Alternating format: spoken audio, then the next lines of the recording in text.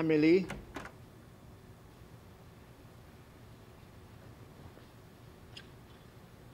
Milena.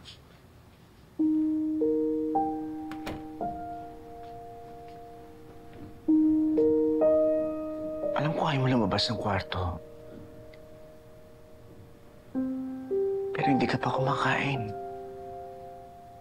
Ano, kumain ka naman, please.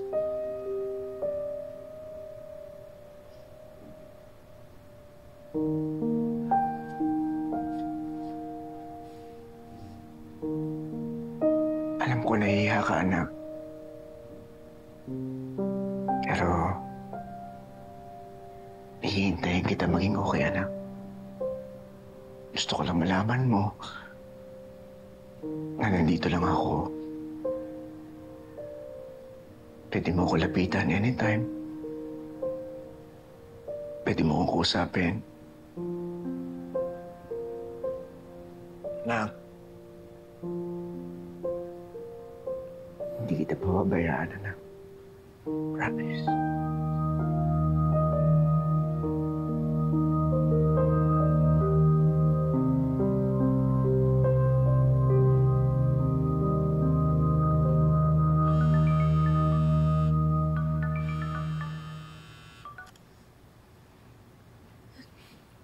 Yes po, Inspector. Miss Baltasar, pwede ka bang pumunta sa presinto? May mga tanong pa ako tungkol sa kaso. Okay po. Okay po, Inspector.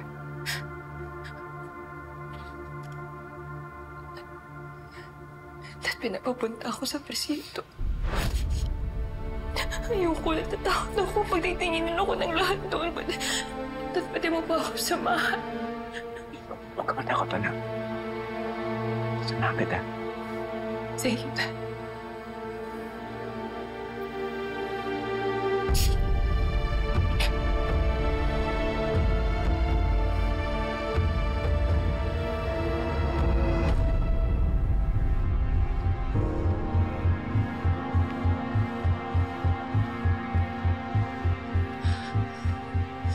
Dad. Don't worry, anak. You're safe. Pero kung gusto mo, you can do that.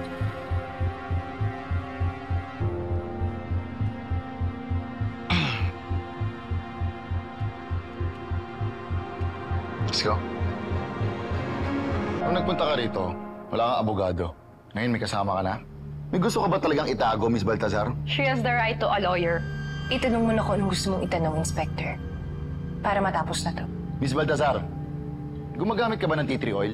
Didn't you ask me that before, Inspector? Yes. Eh, nagsinungaling ka sa akin nun. What?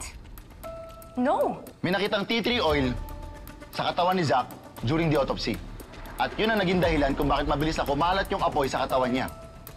Kaya siya nasunog at namatay. And what does that have to do with me? Huh? Miss Baltasar, alam namin sa'yo yung tea tree oil na yun. Ha? Ikaw ang nagpalit sa body oil ni Zach ng purong tea tree oil. No! No, Inspector, hindi. I did not do that. Amelie, you can stop answering his questions at any time. Nagsisinungaling ka na naman, Miss Baltasar. I'm telling the truth. So, sino yung nagsisinungaling? Yung kapatid mo? What? Siya ang nagsabi sa amin na sa'yo galing yung tea tree oil. Liv told you this?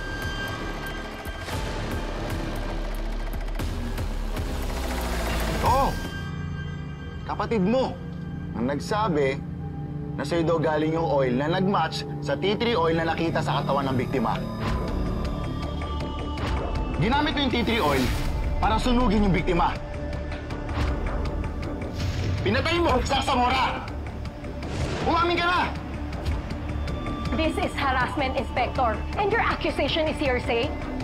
All you have is the oil na nakita sa kotse ni Liv. You don't have any proof that my client put oil on the victim's body. Thousands, if not millions, use tea tree oil. As a matter of fact, Inspector, I myself also use tea tree oil. Prove the connection of my client to the crime and we will talk. But not until then.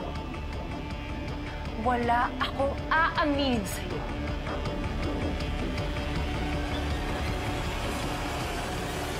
Because I did not kill Zach Zamora! And I will not answer any more of your questions. Miss Baltazar, You heard my client, Inspector Katapang. She does not consent to further questioning this time.